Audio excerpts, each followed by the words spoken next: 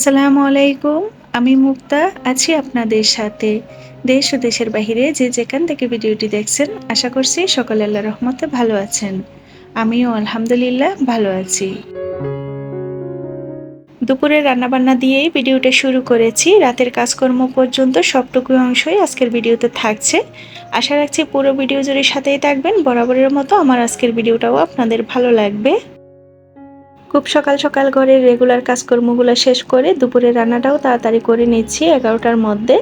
কিছু নতুন গাছ এনেছিলাম বারান্দায় টবের মধ্যে নতুন করে লাগাবো, তো অনেকটা সময় লাগবে, যার কারণে ঘরের কাজকর্মগুলো যদি একটা সাইডে করে রেখে যেতে পারি তাহলে ওইদিকে সময় দিতে পারবো। আর গাছগুলো এনেছিলাম বেশ কয়েকদিন হয়েও গিয়েছে, সময়ের অভাবে আসলে করা যাচ্ছিল না। আবার এদিকে সোহা স্কুল থেকে চলে আসবে, তো রান্নাটা আগে একটা সাইডে করে যাচ্ছি। ডাল রান্না করেছিলাম, লাল শাক ভাজি করেছি, আর মাছের একটা ছড়ছড়ি করব, একটা আলু টমেটো দিয়ে পাঁচমিশালি মাছ। মাছগুলো কাটতেও আমার অনেকটা সময় লেগেছিল। যাই হোক, যেহেতু মাছগুলো ফ্রেশ ছিল তো আর ভেজে রান্না করছি না। আর এই ধরনের মাছগুলো এভাবে রান্না করলে বেশি ভালো লাগে। তো অনেক সময় হাতে মেখেও একেবারে বসিয়ে রান্না করি, তো ওভাবে খেতে ভালো লাগে। তো আজকে মশলা কষিয়ে তারপর মাছ আলু টমেটো একসাথে দিয়ে একটু হাত দিয়ে দিয়ে ধুলিয়ে কষিয়ে তারপর ঝোলের পানি দিয়ে দিব। ধনেপাতা একটি সুগন্ধি মশলা। রান্নায় ধনেপাতা ব্যবহার করলে রান্নার স্বাদ অনেক গুণ বেড়ে যায়। তো অনেকেই রান্নায় ধনেপাতা ব্যবহার করার ক্ষেত্রে শুধু পাতার অংশটুকুই ব্যবহার করেন, গোড়ার অংশটুকু ফেলে দেন, মানে ডাঁটার অংশটুকু। তো আসলে ধনেপাতার যে একটা সুন্দর ফ্লেভার সুন্দর স্মেল থাকে সেটা গোড়ার অংশটাতেই লুকিয়ে থাকে। তো চেষ্টা করবেন পাতার অংশের সাথে গোড়ার অংশটুকু ব্যবহার করার জন্য। এটা আমি একটা টিপস শেয়ার করেছি নতুন গৃহিণী আপুদের জন্য, আশা করি আপনাদের ভালো লাগবে। রান্নাবান্না শেষ, এবার পুরো কিচেনটা ভালোভাবে ক্লিন করে নিচ্ছি, চুলার অংশটুকু কাউন্টার টপের অংশটুকু। আর এটা একটা রেগুলার কাজ, প্রতিদিন রান্নাবান্না শেষে একই নিয়মে আমি এভাবে সব কিছুর সাথে সাথে ক্লিন করে ফেলি। এবার আরও একটা গুরুত্বপূর্ণ টিপস শেয়ার করব। এই টিপসটা হয়তো বা আমরা আগে থেকেই অনেকে জানি, আবার অনেকেই জানি না। তবে কাজটা আমি সব সময় করতাম, তবে এই বিষয়ে যখন আমি আরও ভালোভাবে জানতে পারি তখন থেকে এই কাজটা আমি একেবারেই মিস করি না। আমরা ঘরের কাজকর্ম করার ক্ষেত্রে ছোট ছোট টাওয়াল বা ন্যাকড়া ব্যবহার করে থাকি যে কোনো পরিষ্কারের কাজে বা মোছামুছির কাজে। তো সবচেয়ে মেন হচ্ছে যে সিংয়ের মধ্যে বিভিন্ন ধরনের স্ক্রাবার আমরা ব্যবহার করে থাকি। তো কিচেনে থাকা সেই স্ক্রাবারগুলোর মধ্যেই সবচেয়ে বেশি জীবাণু থাকে। আর আমরা যেহেতু খাওয়া দাওয়া বা রান্নাবান্নার কাজে ব্যবহৃত হাঁড়ি পাতিল প্লেট বাটি সব কিছুই এই স্ক্রাবারগুলোর সাহায্যে পরিষ্কার করে থাকি। তো দেখা যাবে যদি এগুলোর মধ্যে জীবাণু থেকে থাকে অপরিষ্কার থাকে, তাহলে দেখা যাবে কোনো না কোনোভাবে সেই জীবাণুগুলো আমাদের শরীরে প্রবেশ করবে। তো চেষ্টা করবেন প্রতি মাসে একবার স্ক্রাবারগুলো চেঞ্জ করার জন্য। আর প্রতিদিন দুপুরে কাজকর্ম শেষে ফুটন্ত গরম পানির মধ্যে অল্প একটু ডিটারজেন্ট দিয়ে 2-3 মিনিট ফুটিয়ে ভালোভাবে ওয়াশ করে শুকিয়ে রাখার জন্য। তো এই কাজটা যদি প্রতিদিন রাতের বেলা কাজকর্ম শেষেও করে রাখা যায় তাহলে আরও ভালো। তবে রাতের বেলা আমার মাঝে মধ্যে মিস হয়ে যায়, যেহেতু রাতে তেমন কোনো কাজকর্ম থাকে না, সকালের দিকেই বেশি থাকে। তো স্ক্রাবারগুলো প্রতিদিন রাতেও কিন্তু এইভাবে করে রাখি, আর দুপুরে তো করা হয় প্রতিদিন। তো কোনো সময় যদি রাতে মিসও যায় তবে দুপুরেরটা কখনোই মিস যায় না। এই মুহূর্তে যদি আপনি আমার ভিডিওটি দেখে থাকেন তো প্লিজ একটি লাইক দিয়ে বাকি ভিডিওটা কন্টিনিউ করবেন। আর যদি চ্যানেলে নতুন হয়ে থাকেন, যদি এই ধরনের ভিডিওগুলো দেখতে আপনি পছন্দ করেন, চাইলেই চ্যানেলটি সাবস্ক্রাইব করে রাখতে পারেন। কাজগুলো যদি অলরেডি করে থেকে থাকেন তো আপনাকে জানাই অসংখ্য ধন্যবাদ। গত ভিডিওতে বলেছিলাম আমি কিছু গাছ কিনে আনবো, যে গাছগুলা আসলে সারা বছরই ফুল দেয়, বা যে গাছগুলোতে পানি কম দিলেও চলে। যেহেতু আমরা বাড়িতে যাওয়া হয়, দেখা যায় বাড়ি থেকে এসে 2-3টা গাছ মারা যায়, তখন কিন্তু অনেক বেশি খারাপ লাগে। আর তার জন্যই আমি এখানে 2-3টা গাছ বাদ করে দিব, যেগুলো আদামরা হয়ে আছে বাড়ি থেকে আসার পর দেখলাম ওগুলাকে আমি আর ভালো করতে চাচ্ছি না। যদিও একটু যত্ন করলে আবারও ভালোভাবে গ্রো হতো, তো ওটাতে আজ যাচ্ছি না, যেহেতু কিছুদিন পর পর বাড়িতে যাওয়া হয়। তো ওগুলো বাদ করে দিয়ে আবার নতুন কিছু টব এনেছি, গাছ এনেছি, সেগুলো লাগিয়ে দিব। এই গাছটার নাম জানি না, এটা খুব সুন্দর একটা গাছ, আমার খুব পছন্দ হয়েছে। এটা আগে আমার ছিল না, এটা নতুন এনেছি। আর এই গাছটা ইনডোর আউটডোর সব জায়গায় অল্প যত্নতে খুব ভালো থাকে। তো এটা আমি আপাতত বাহিরে রাখবো, পরবর্তীতে ঘরে সেট করার ইচ্ছা আছে আর কি। তো পাতাগুলো খুবই সুন্দর, অনেকটা কচু গাছের মতো। তবে এটা কচু গাছ না, এটার একটা সুন্দর নাম আছে, নামটা এই মুহূর্তে আমার মনে পড়ছে না, আপনারা গুগলে সার্চ দিলে দেখতে পাবেন। একজন আমাকে কিছু মাটি গিফট করেছিল, যদিও মাটিগুলো আমি সারটা দিয়ে রেডি করে রেখেছিলাম নতুন করে গাছ এনে লাগানোর জন্য। তো আমার হচ্ছে বারান্দা 3টা, আমি 2টাতেই গাছ রাখি, একটা ওপেন রাখি, ওটাতে আমি যাবতীয় টুকিটাকি অনেক কিছু রাখি আর কি। তো চিন্তা আছে যেহেতু মাটি আছে, ওই মাটিগুলোতে আমি কিছু সবজি লাগাবো আর একটা বারান্দাতে, তো সেটাও শেয়ার করার চেষ্টা করব। আর এদিকে গাছগুলো আমি এক এক করে এভাবে টবের মধ্যে সেট করে নিয়েছি। যেহেতু গাছগুলোর সাথে মাটি এসেছে, আবার আমার কিছু টবে মাটি ছিল, তো এগুলো দিয়ে হয়ে গিয়েছে, বাড়তি মাটির দরকার পড়েনি। তো আমি লেয়ার করে 2 লেয়ারে একটু একটু সার দিয়ে দিয়েছি। আর সারটার আমি নাম বলতে পারবো না, অনেক আপুরা হয়তো বা জিজ্ঞেস করতে পারেন। তো সারটা আসলে এনেছিলাম অনেক আগে নার্সারি থেকে, তারা দিয়েছিল আর কি, গাছের সার বললে দিয়ে দেয়। আর প্যাকেটটা ছিঁড়ে যেহেতু আমি একটা বয়মা করে রেখে দিয়েছি, তো এই মুহূর্তে নামটা আমার মনে পড়ছে না। তবে একটা কীটনাশক আর একটা সল্টও এনেছি গাছের জন্য। আপনারা অনেকেই জিজ্ঞেস করেন আমি কিভাবে গাছের যত্ন করি বা ফুল আসে, আবার অনেকে আমার পুরো বারান্দার ভিডিওটা একটু দেখতে চান। তো আসলে বারান্দা যে অনেক বেশি সুন্দর তা না, তো অনেক কিছু যে আছে গুছানো তাও না। তো যতটুকু আছে একটু একটু ভিডিওতে কিন্তু আপনাদের সাথে শেয়ার করি, আর কখন কিভাবে গাছের যত্ন করি সেটাও কিন্তু আপনাদের মাঝে শেয়ার করার চেষ্টা করি। আর অত বেশি যে গাছের যত্ন করতে জানি তাও না, তো যতটুকু জানি মোটামুটি গাছ ভালো গ্রো হয় বা ফুল টুল আসে এই আর কি। আসলে আমরা যারা গাছ লাগাতে পছন্দ করি, গাছ প্রেমী আছি, গাছ ভালোবাসি, তো তারা গ্রামে থাকি বা শহরে থাকি সেটা বড় বিষয় না, যেখানে জায়গা পাই, একেবারে জায়গা না পেলে ছোট্ট একটা বারান্দায় বা গ্রামে বাড়ির ছাদের মধ্যে বাগান করার চেষ্টা করি বা গাছ লাগানোর চেষ্টা করি। আর আমরা যারা শহরে বাসাবাড়িতে থাকি, ছোট্ট একটা বারান্দা থাকে, চেষ্টা করি নিজের পছন্দের নিজের ভালো লাগার গাছটি লাগানোর জন্য।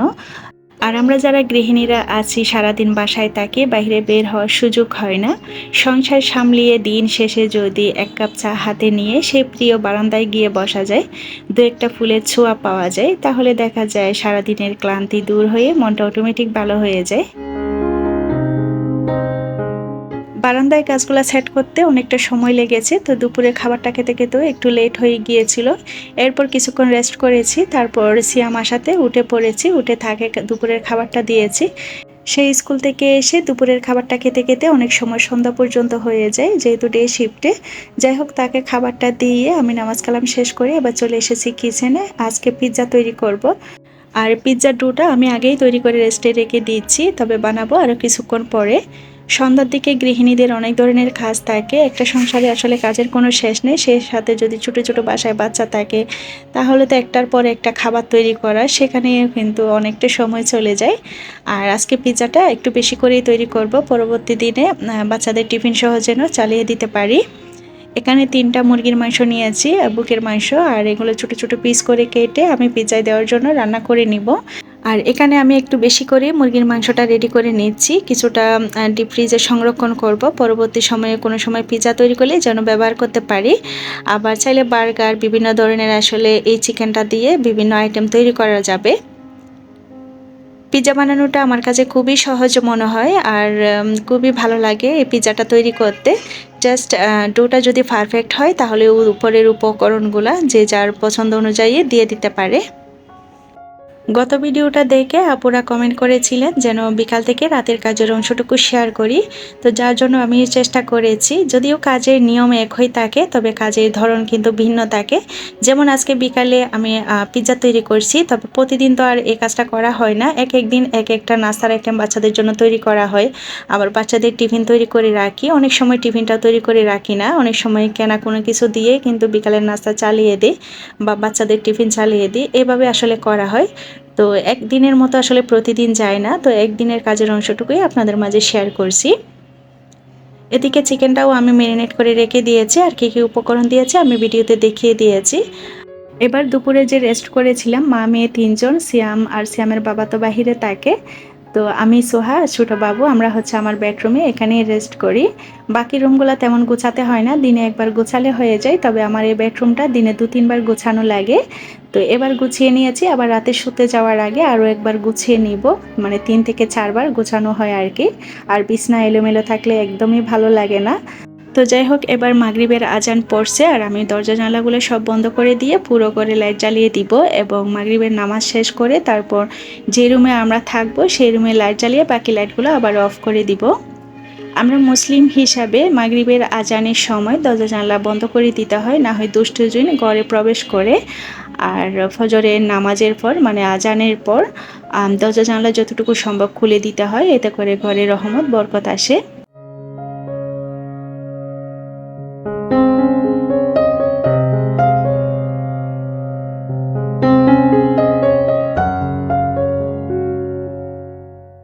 এবার পিৎজা চিকেনটা রান্না করে নিচ্ছি সয়াবিন তেলের মধ্যে।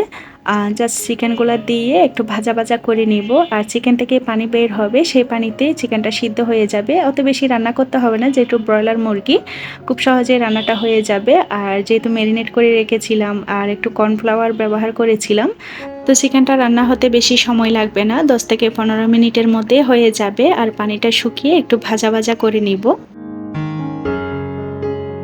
এবার আমার গত ভিডিওতে করা কমন একটা প্রশ্নের উত্তর দিব। ভিডিওতে আমি পরোটা ফ্রোজেন পদ্ধতিটা খুব ভালোভাবে দেখিয়েছিলাম এবং বলেও দিয়েছিলাম। এরপরেও অনেক আপুরা হয়তো আমার কথাটা ভালোভাবে বুঝতে পারেননি বা খেয়াল করেননি, যার কারণে কমেন্টটা আপনারা বারবার করছিলেন যে আপু পরোটাগুলো কি নর্মাল ফ্রিজে রেখেছেন নাকি ডিপ ফ্রিজে রেখেছেন। তো আমি আপুদের জন্য আজকের ভিডিওতেও বলে দিচ্ছি, আমি পরোটা সবসময় ডিপ ফ্রিজে সংরক্ষণ করি। আর সেদিনের পরোটাগুলোও আমি ডিপ ফ্রিজে সংরক্ষণ করেছিলাম। এদিকে পিৎজা তৈরির জন্য পিৎজার ডোটা পারফেক্টভাবে রেডি হয়ে গিয়েছে আর ফুলে ডাবল হয়ে গিয়েছে। কতটা পারফেক্ট হয়েছে দেখেই বোঝা যাচ্ছে। যাই হোক, এবার যে ট্রেতে সেট করব সেই ট্রেতে একটু অয়েল ব্রাশ করে দিচ্ছি যেন নিচে লেগে না যায়। তারপর পরিমাণ মতো ডো নিয়ে এভাবে চেপে চেপে রুটি শেপটা করে নিব পুরো ট্রে জুড়ে। চাইলে বেলুন দিয়েও কিন্তু এই কাজটা করা যায়, তবে আমার কাছে এভাবেই সহজ মনে হয়। আর রুটিটা বেশি পাতলাও করা যাবে না, আবার অতিরিক্ত মোটাও করা যাবে না, তাহলে ফুলে একেবারে রুটি রুটি টাইপের লাগবে, খেতে ভালো লাগবে না। এবার কাঁটা চামচ দিয়ে এভাবে একটু কেচে দিচ্ছি। আসলে এই বিষয়গুলো আমরা সবাই মোটামুটি যারা পিৎজা বানাতে পারি তারা জানে, তবে নতুন গৃহিণীরা যারা নতুন নতুন চেষ্টা করছেন তাদের জন্য ভালোভাবে একটু দেখিয়ে দিচ্ছি। আর নিজের পছন্দ অনুযায়ী এবার উপরে হচ্ছে সব কিছু দিয়ে সাজিয়ে নিচ্ছি, মানে হাতের কাছে যা আছে তা আর কি। এখানে আমি রেড ক্যাপসিকাম দিয়েছি আর একটু গাজর দিয়েছি, পেঁয়াজ কুচি দিব আর চিকেন যেগুলো ভেজে রেখেছিলাম ওখান থেকে দিয়ে দিয়েছি। আর নিচে হচ্ছে একটা সস দিয়েছি, এখানে একটু চিলি সস আর একটু টমেটো সস দিয়ে মিক্স করে তারপর দিয়ে দিয়েছিলাম। এরপর হচ্ছে প্রথম লেয়ারে একটু চিজ দিয়েছিলাম, তারপর হচ্ছে উপরে ফাইনালি আরও একটু চিজ দিয়ে দিচ্ছি বেশি করে। তারপর উপরে একটু অরিগানো আর একটু চিলি ফ্লেক্স দিয়ে দিয়েছি। তারপর একটা হাঁড়িতে বসিয়ে দিয়েছি। পিৎজাটা আমি চুলায় তৈরি করছি, তাই নিচে একটা স্ট্যান্ড দিয়ে আগে থেকে হাঁড়িটা একটু গরম করে নিয়ে তারপর পিৎজাটা বসিয়ে দিয়েছি। 20 মিনিটের মধ্যে পিৎজাটা রেডি হয়ে যাবে। আর এদিকে দুটো মিনি পিৎজা তৈরি করে সোহা সিয়ামের জন্য বসিয়ে দিয়েছি। আর এবার বাকি চিকেনগুলো ঠান্ডা হয়ে যাওয়ার পর একটা বক্স করে ডিপ ফ্রিজে সংরক্ষণ করব। এই চিকেনগুলো দিয়ে যে কোনো আইটেম পরবর্তীতে তৈরি করে নিব। মিনি পিৎজাগুলো 10 মিনিটের মধ্যে হয়ে গিয়েছে, যেহেতু সাইজে ছোটো ওগুলো তেমন একটা সময় লাগে না। এগুলোও আমি চুলাতে একটা ফ্রাই প্যানের মধ্যে করে নিয়েছি। আর বড় পিৎজাটাও হয়ে গিয়েছে, খেতেও অনেক মজার ছিল, বাচ্চারা তো খুবই পছন্দ করেছিল।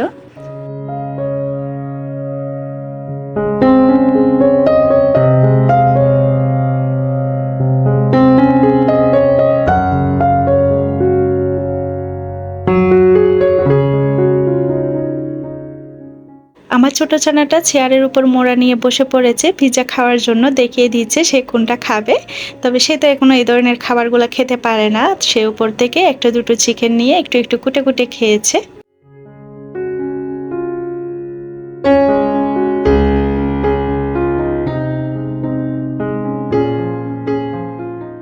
এবার একেবারে রাতে খাওয়া দাওয়ার পর ক্যামেরাটা আবারও অন করলাম। সবাই মিলে খাওয়া দাওয়া করে খেলা দেখছে আর আমি কিচেনে আমার কাজ করে নিচ্ছি। রাতে খাওয়ার পর সিঙ্ক ভর্তি যে সব কিছু জমে, সাথে সাথে আমি সব ক্লিন করে তারপর ঘুমোতে যাই। আর এই কাজটা আমি সব সময় প্রতিদিন একই নিয়মে করে থাকি। আমি একজন হুজুরের ওয়াজে শুনেছি রাত্রে খাওয়া দাওয়ার পর যদি প্লেট বাটিগুলো জমিয়ে রাখা হয় তাহলে দুষ্টু জিন এসে নাকি সেই হাঁড়ি পাতিল বা প্লেট বাটির মধ্যে মুখ দিয়ে থাকে, এতে করে সংসারের রিজিক কমে যায়, আয় উন্নতি বরকত সব কিছুই কমে যায়। তো এগুলো নিয়ে আরও লম্বা অনেক কথা আছে, আসলে ভিডিও শেষ পর্যায়ে চলে এসেছি, সব কিছু ডিটেলসে বলতে পারছি না, পরবর্তী কোনো এক ভিডিওতে বলে দিব। তবে যারা শারীরিক অক্ষমতার কারণে বা অসুস্থতার কারণে এইসব কাজ করে রাখতে পারেন না, হেল্পিং হ্যান্ড দিয়ে করাতে হয়, তারা অন্তত খাওয়া দাওয়া শেষে সব প্লেট বাটি হাঁড়ি পাতিল উপর করে রেখে কিছু একটা দিয়ে ঢেকে রাখবেন, অন্তত এই কাজটা করতে পারেন। আপনাদের সকলের সুস্বাস্থ্য সুস্থতা কামনা করে আজকের ভিডিওটা এখানেই শেষ করছি। আল্লাহ হাফেজ।